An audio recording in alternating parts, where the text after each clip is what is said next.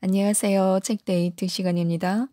이번에 소개해드릴 책은 마음의 태도라는 책입니다. 웨인 다이어 지음 신솔리봉김 더 퀘스트에서 나온 책입니다.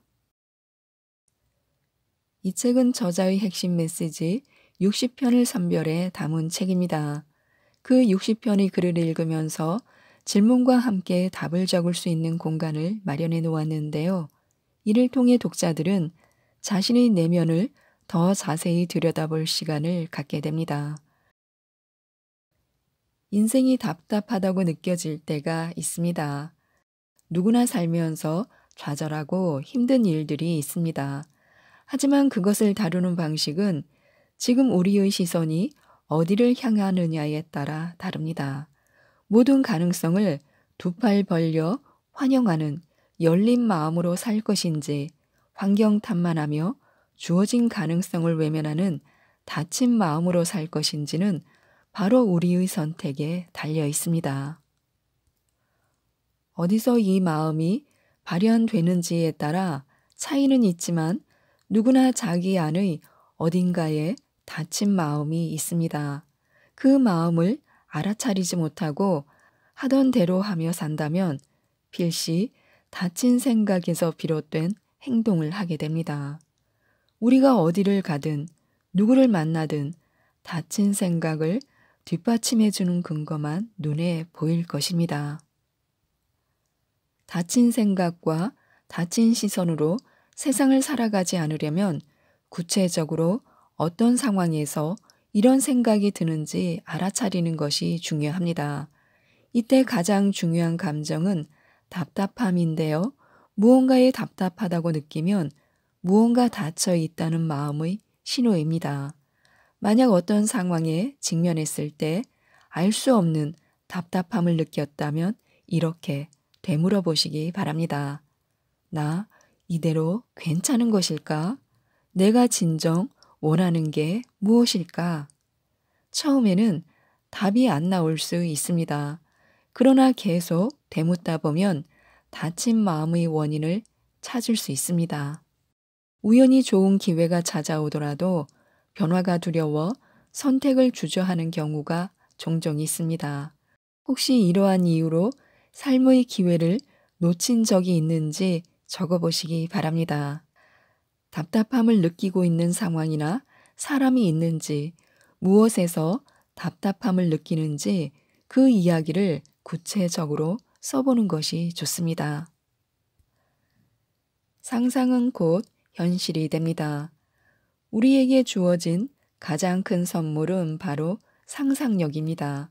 지금 존재하는 모든 것은 과거 누군가가 상상했던 일들입니다. 미래에 존재할 모든 것도 지금 우리가 하는 상상에서 출발할 것입니다. 그런데 많은 사람이 마음의 저 광활한 능력을 알지 못합니다. 자신이 현재와 미래를 바꿀 놀라운 힘을 발휘할 수 있다는 것을 말입니다. 그 힘이 자기 안에 있다는 걸 눈치조차 채지 못합니다. 무언가를 이루고 싶다면 우선 그것을 해낼 수 있다고 믿어야 합니다. 상상하지 못한다면 이룰 수도 없습니다. 자신의 상상력을 발휘해 보시기 바랍니다. 최대한 상세하게 그려야 합니다. 그래야 상상력의 멋진 힘을 제대로 느낄 수 있습니다. 내 삶의 주파수를 맞춰야 합니다. 당신에게는 진정한 당신, 즉 타고난 본성과 조화를 이룰 힘이 있습니다. 그 타고난 본성이란 바로 형체를 지닌 신성한 에너지입니다. 당신의 삶에는 창조하고 베풀고 충만하고 사랑하고 즐겁고 판단하지 않고 무엇이든 가능한 눈에 보이지 않는 메커니즘이 있습니다. 본래 당신은 늘 베풀고 타인을 도우며 끝없이 나누는 존재입니다. 자신을 진정한 본성의 주파수에 맞출 수 있도록 부정적으로 생각하는 습관에 빠지는 자신을 붙잡는 연습을 해야 합니다. 될 수 없다, 안 될 것이다, 내게 행운은 오지 않는다 같은 생각에서 벗어나 될 것이다. 반드시 된다. 이미 이루어지고 있고 결국 이루어지리란 걸 알고 있다와 같이 생각해야 합니다. 그리고 어떤 일이 벌어지는지 기록해 보시기 바랍니다. 인생이 조금씩 달라지는 것을 느낄 것입니다. 나는 증오에게 자리를 내어주지 않겠다라고 다짐해야 합니다. 부정적인 감정은 우리도 모르는 사이에 우리의 세계를 순식간에 지배해 버립니다. 그리고 우리는 그런 감정이 옳다고 확신해 버립니다. 아마 주변에서 이렇게 말하는 사람들을 많이 봤을 것입니다. 내가 그런 대접을 받다니 내가 화가 나는 건 당연해. 지금 내 안의 분노, 아픔, 우울, 슬픔, 원망은 너무 당연해. 목적과 행복이 충만한 삶을 사는 저만의 비밀 중 하나가 바로 이런 생각을 하지 않는 것입니다.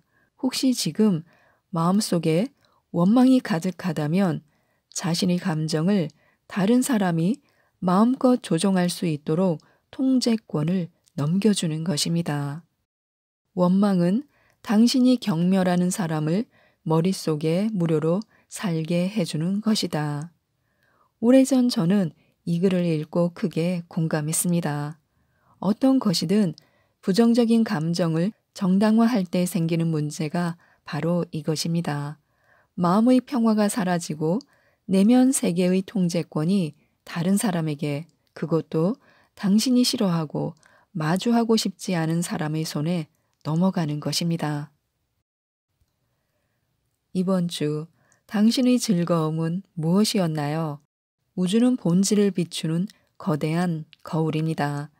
당신이 평온하면 우주도 평온하고 당신이 불행하면 우주도 불행에 빠집니다. 당신은 행복한 에너지를 전달하는 사람인가요? 아니면 편안하게 생각해, 진정해, 너무 흥분하지 마, 이런 이야기를 자주 듣는 사람인가요? 혹시 어떻게든 화를 낼 기회만 찾고 있지는 않은지, 화를 내느라 시간과 에너지를 너무 많이 쏟고 있지는 않는지 살펴보시기 바랍니다. 무례한 낯선 일을 보고, 이상한 차림새를 보고, 욕이나 재채기를 하는 사람을 보고 하늘에 먹구름이 가득해서 구름이 어째서 저째서 어쩌면 구름 한 점 없어서 등 화를 낼 이유는 너무도 많을 것입니다. 분노가 아닌 즐거움으로 세상에 응답하는 습관을 길러야 합니다. 새로운 시각을 수용하는데 도움이 될 만한 몇 가지 방법이 있습니다. 어느 곳에서나 즐거움을 찾기로 합니다. 어떤 대상을 두고도 긍정적인 이야기를 합니다. 유쾌한 태도로 타인을 대합니다. 세상에 대한 부정적인 이야기보다는 감사함에 대해 말합니다. 모든 일을 즐겁게 살 기회로, 즐거움을 퍼뜨릴 기회로 삼습니다. 당신 말이 맞는 것 같아요. 대다수 사람은 자신이 옳은 게 더 중요합니다.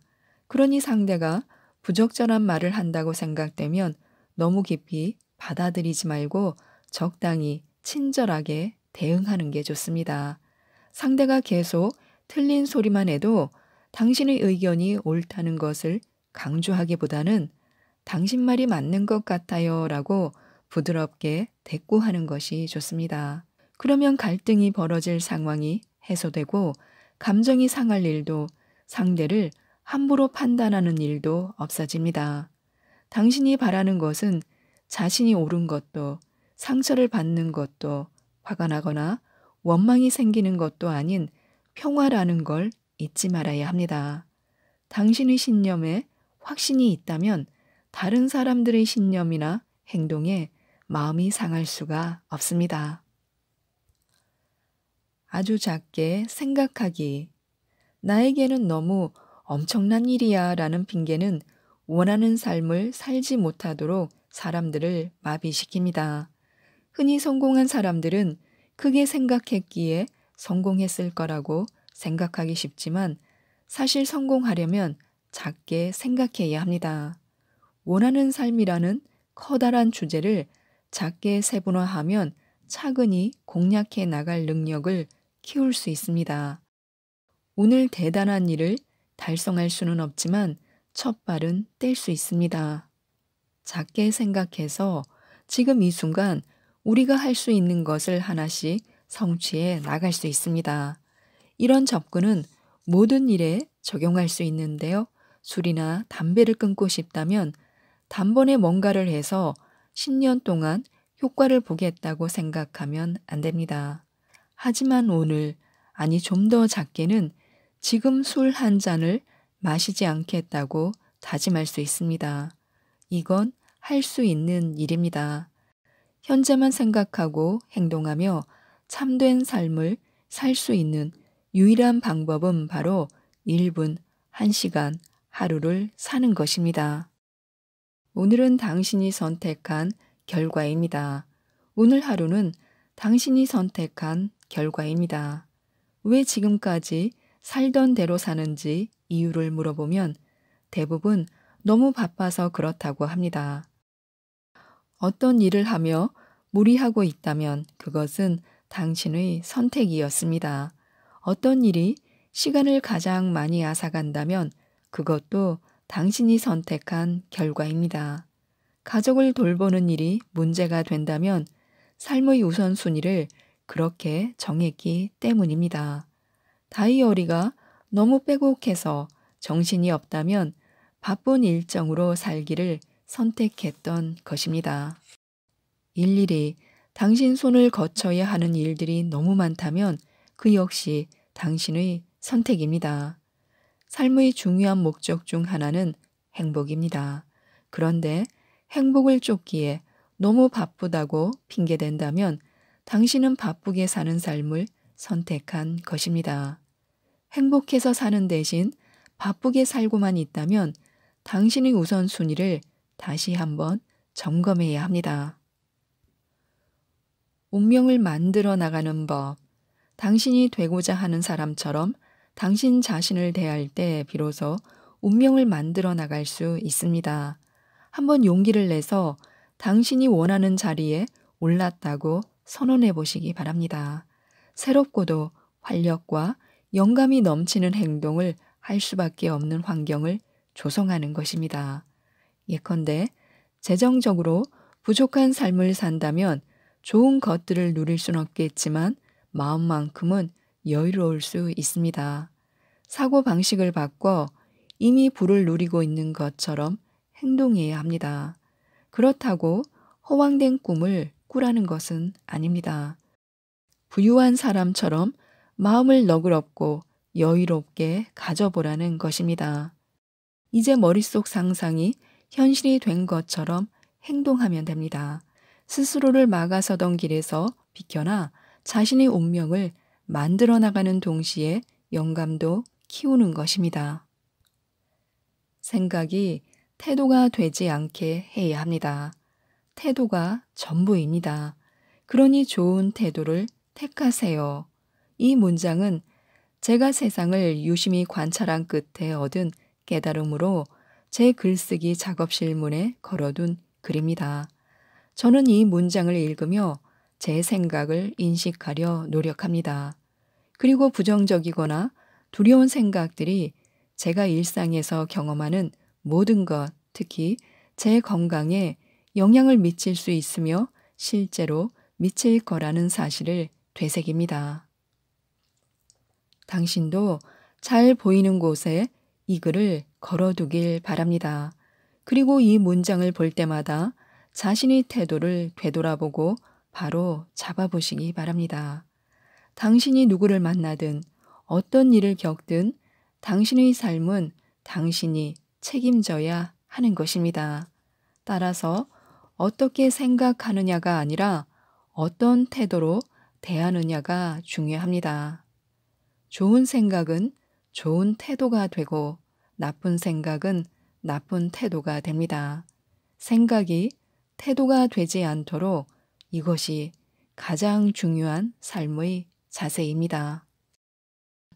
당신은 당신 자신에게 일어나는 일에 대해 어떤 생각을 하고 있나요? 그런데 그 생각은 바로 당신 자신이 만든 것입니다. 인간관계가 늘 어렵고 왠지 손해보는 것 같다면 자신을 바라보면서 나는 어떤가 라고 물어보시기 바랍니다. 내가 싫어하고 나를 화나게 하는 건 실제로는 내가 가진 증오이고 분노이며 화입니다. 모두 자기 안에 있는 것입니다. 다른 누구에게 있는 게 아니라 오직 나 자신의 것입니다. 내가 어떤 문제, 어떤 상황에 있든 아무 상관이 없습니다. 그 문제에 대한 태도가 상관이 있는 것입니다. 지금 어떤 태도로 그 사람을 바라보나요? 지금 어떤 태도로 그 상황을 인식하나요? 저는 지금까지 살아오면서 어느 순간 내면의 성장이란 전적으로 자신의 책임에 달려 있다는 사실을 이해하게 됐습니다. 우리는 우리에게 일어나는 일에 책임을 져야 하며 외부 환경에서 이유를 찾지 말고 내면을 돌봐야 합니다. 이번에 소개해드릴 책은 만일 내가 인생을 다시 산다면이라는 책입니다. 김해남 지음 메이븐에서 나온 책입니다. 하나의 문이 닫히면 또 하나의 문이 열린다. 그러니 더 이상 고민하지 말고 그냥 재미있게 살아라 라고 조언하고 있습니다.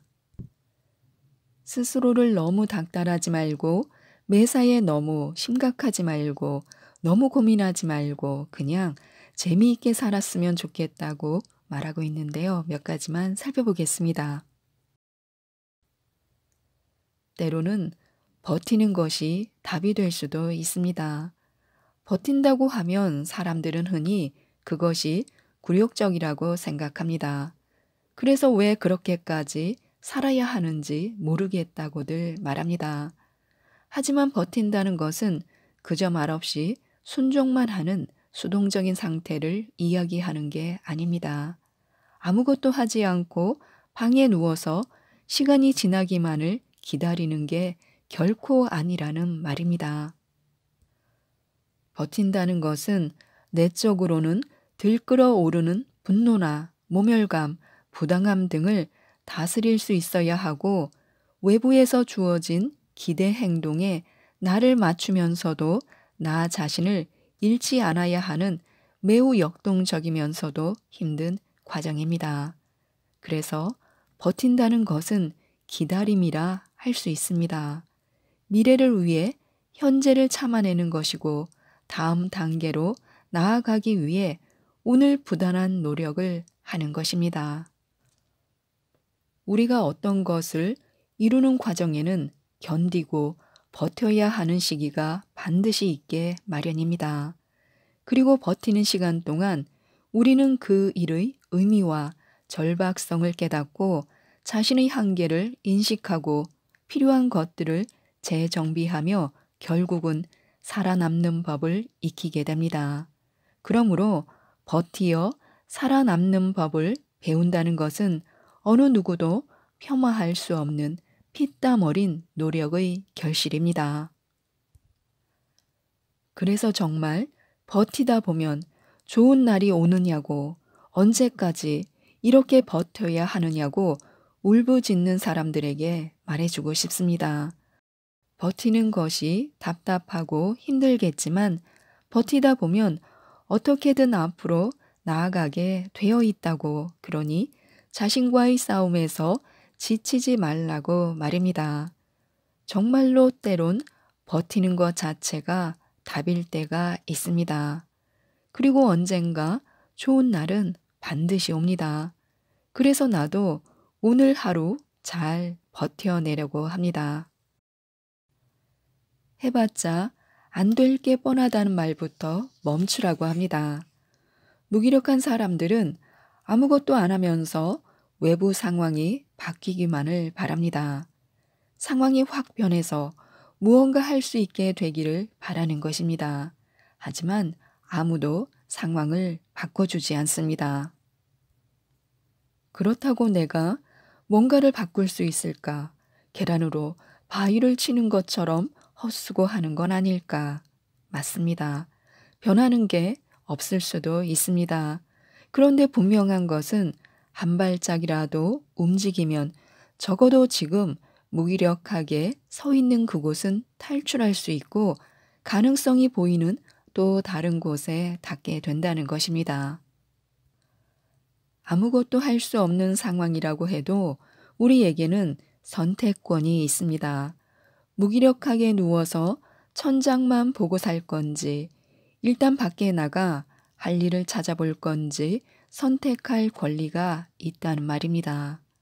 막상 밖에 나가보면 할 수 있는 일은 우리의 생각보다 많습니다. 설령 가진 게 아무것도 없다 해도 아이가 넘어져 있으면 아이를 일으켜 세울 수 있고 길을 헤매는 사람이 있으면 길을 가르쳐 줄 수도 있습니다. 그리고 길거리에 아무렇게나 버려져 있는 쓰레기나 담배꽁초를 줍는 것도 가능합니다. 그렇게 할 수 있는 일을 하나씩 발견하다 보면 다른 건 몰라도 무기력의 늪에서는 빠져나오게 됩니다. 인생은 우리의 뜻대로 흘러가기도 하지만 때론 우리가 원하지 않는 방향으로 흘러가기도 합니다. 그 사실은 우리를 슬프게도 하지만 그렇다고 우리가 할 수 있는 일이 없는 것은 아닙니다. 다시 인생의 길을 잡고 전진하다 보면 작은 결실이라도 반드시 맺는 그런 때가 옵니다. 비록 그것이 내가 애초에 바라던 것은 아니었을지라도 말입니다. 나쁜 일이 꼭 나쁜 일이라는 법도 없습니다. 나쁜 일이 나중에 보면 더 좋은 결과를 만들어낼 때도 종종 있습니다. 그러니 노력의 결과가 당장 보이지 않는다고 실망하거나 슬퍼하지 않았으면 좋겠습니다. 무엇을 하든 시간은 흘러갑니다. 무기력의 구덩이에 빠져 어차피 미래가 안 보이는데 뭐 해봤자 안 될 게 뻔해라며 자포자기하든 다시금 무엇을 시도하든 인생은 흘러갑니다.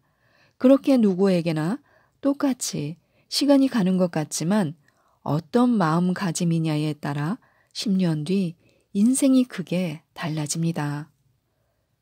나쁜 감정을 가졌다고 자책하는 사람들이 있습니다. 언제나 친절하고 착하고 누구와도 갈등 없이 지내는 사람들. 그 사람 성격 정말 좋아. 얼굴 찌푸리는 걸 본 적이 없어. 전사 같은 사람이야. 남편이랑 한 번도 싸운 적이 없대. 사람들 사이에서 놀라움과 존경의 대상이 되기도 하는 그들을 자세히 들여다보면 공통점이 보입니다. 미움, 분노, 원망, 질투, 시기 등 나쁜 감정이 올라오면 곧바로 저지하고 억압하는 강박증이 있다는 것입니다. 그들은 나쁜 마음을 가져서는 안 된다고 생각합니다. 나쁜 마음을 가지는 순간 자신을 나쁜 사람이라고 여기며 괴로워합니다. 그런데 세상에 나쁜 감정이라는 게 있을까? 모든 감정은 정상적입니다. 단지 도가 지나친 극단적인 감정이 문제가 될 뿐입니다. 나에게 친구를 시기하는 마음이 있다고 느꼈을 때 대부분의 사람은 내가 이 정도밖에 안 되는 인간인가 하는 자괴감을 갖습니다. 그러나 나에게 시기심이 있다고 해서 내가 못된 존재가 되는 것은 아닙니다. 그 시기심을 조절하지 못하고 친구에게 해를 입히는 등의 행동을 하지 않는다면 말입니다. 그러므로 내가 만일 친구를 시기하고 있다면 나 역시 유혹에 빠지기 쉬운 인간임을 인정하면 됩니다. 그리고 시기심을 선의의 경쟁으로 승화시켜 서로에게 도움을 주는 방향으로 나아가게 하면 됩니다. 그러면 내 감정을 조절할 수 있을 뿐더러 다른 사람의 나쁜 감정 또한 인정하고 받아들일 수 있게 됩니다. 화가 났을 때도 마찬가지입니다. 사람들은 보통 자신이 화가 나면 통제불능의 상태가 되어 누군가를 해치게 될까봐 두려워합니다. 그러나 화를 억압하면 화병으로 번져 스스로를 갉아먹거나 엉뚱한 상황에서 갑작스러운 분노 폭발을 일으킬 수 있습니다. 반면 내가 화가 났다는 사실을 인정하면 무엇이 문제인지를 생각하게 되고 그 화를 적절히 푸는 방법을 강구하게 됩니다. 만일 부당한 일로 화가 났고 그것이 정당하다면 그에 대해 적절하게 대응을 함으로써 더 이상 상처받지 않도록 나를 보호하거나 상대에게 내가 화가 났음을 알려 더욱 조심하게 만들 수도 있습니다. 그럼으로써 상처 입는 악순환의 고리를 끊을 수 있는 것입니다. 또한 남에게 휘둘리지 않고 나를 지키려면 뭐뭐 하는 척이 필요한 때도 있습니다. 사람들은 뭐뭐 하는 척을 굉장히 싫어합니다. 솔직하지 못하고 가식을 떠는 행위로 생각해서인데요. 왜냐하면 보통 뭐뭐 하는 척은 내 자존심을 누르고 남들에게 맞춰주거나 인정받고 싶을 때 하게 되는 행동이기 때문입니다. 뭐뭐 하는 척이 솔직하지 않은 것은 맞습니다. 그래서 나와 아주 가까운 사람이 내 얘기를 듣는 척만 할 뿐 속으로는 딴 생각을 하고 있으면 화가 나고 힘들어도 괜찮은 척하면 서운함을 느끼게 됩니다. 하지만 일 때문에 만난 사람들은 애초에 마음을 나누고 서로 친해지기 위해 만난 사이가 아닙니다. 그런 관계에서는 서로의 이익에 따라 관계 자체가 유동적으로 변하기 때문에 관계를 원만하게 가져가는 것이 좋습니다. 그 사람들에게까지 내 속마음을 솔직하게 내보이는 것은 결코 바람직한 행동이 아닙니다. 속으로는 싫어도 그걸 굳이 밖으로 내색할 필요는 없다는 말입니다. 솔직한 게 최고라며 싫다고 말해봤자 관계만 어그러질 뿐입니다.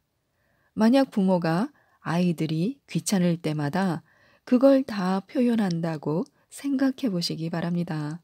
아이들이 얼마나 상처를 받을까요? 자신의 감정을 솔직하게 인정할 필요는 있지만 그 감정을 만나는 모든 사람에게 다 표현할 필요는 없습니다. 그럴 때 유용한 것이 바로 뭐뭐 하는 척입니다. 그것은 상대방에게 휘둘리는 게 아니라 내가 그렇게 맞춰주는 것입니다. 상황을 원만하게 풀어가기 위한, 그래서 쓸데없이 에너지를 낭비하지 않기 위한 노력입니다. 그러니 뭐뭐 하는 척이 옳지 않으니까 해서는 안 된다는 강박관념을 가지고 있다면 버리는 게 좋습니다. 때로는 솔직한 게 오히려 남에게 상처를 입히고 관계를 망치는 지름길일 수도 있기 때문입니다. 더 이상 그가 우리를 함부로 대하지 못하게 해야 하는데요. 그가 우리의 인생에서 중요한 사람이 아니라면 더 이상 고민하지도 자책하지도 말아야 합니다. 그가 우리를 함부로 대한다고 해서 우리가 못난 존재가 되는 것은 결코 아닙니다. 오히려 딱히 잘못을 한 것도 없는데 그가 우리를 괴롭힌다면 그 사람이 못난 것입니다. 그리고 그 사람이 우리를 함부로 대하지 못하게 만들고 싶다면 그 사람과의 관계를 풀기 위해 너무 애쓰지 말고 거기에 쓸 에너지를 우리 자신을 업그레이드 하는 데 쓰면 좋습니다. 기술을 연마하고 실력을 키우는 데 집중해서 그 사람 위로 올라가 버리는 것입니다.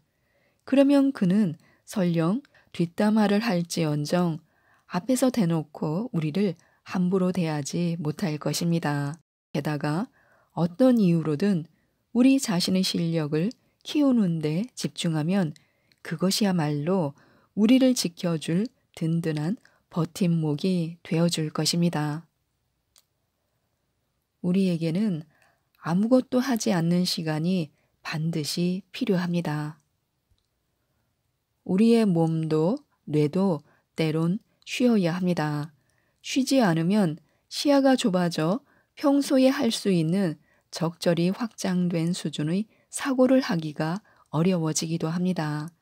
잠시 멈추어 선 시간에 우리는 그동안 경험한 것이 어떤 의미를 담고 있는지 더 잘 이해하고 올바른 방향으로 나아가고 있는지 확인할 수 있게 됩니다. 그러면 더 자신 있게 가고자 하는 방향으로 힘차게 나갈 수 있습니다. 그러니 몸은 피곤한데도 계속 쉬지 못하고 있다면 의도적으로 잠시 멈춤을 스스로에게 허락해야 합니다.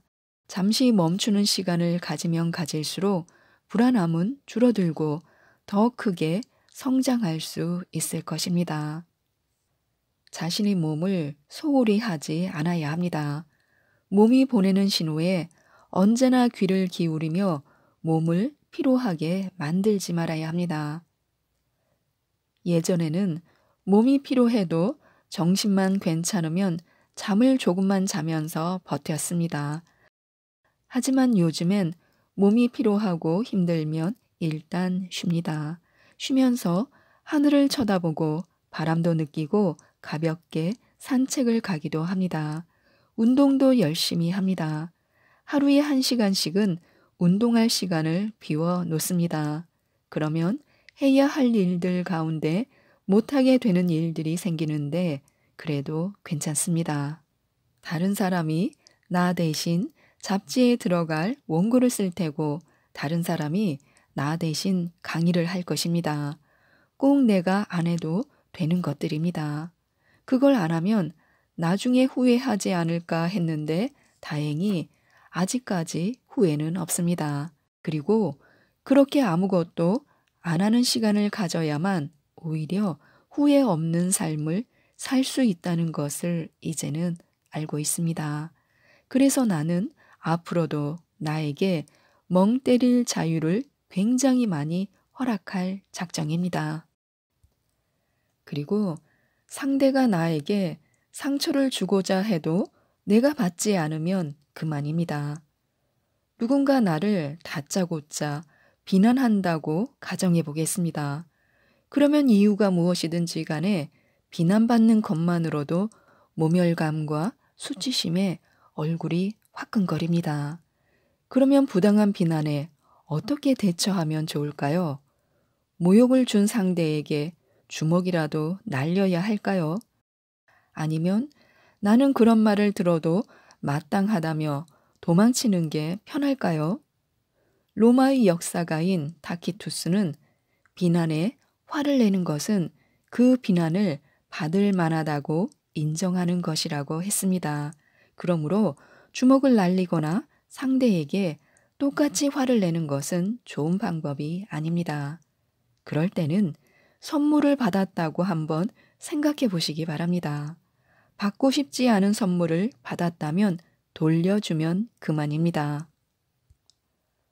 누군가 나를 비난했을 때도 마찬가지입니다. 그게 부당하다면 그 비난을 받지 않으면 되는데요. 아무리 기분 나쁜 일이라도 그것을 받아들일지 말지는 나의 선택에 달려 있기 때문입니다.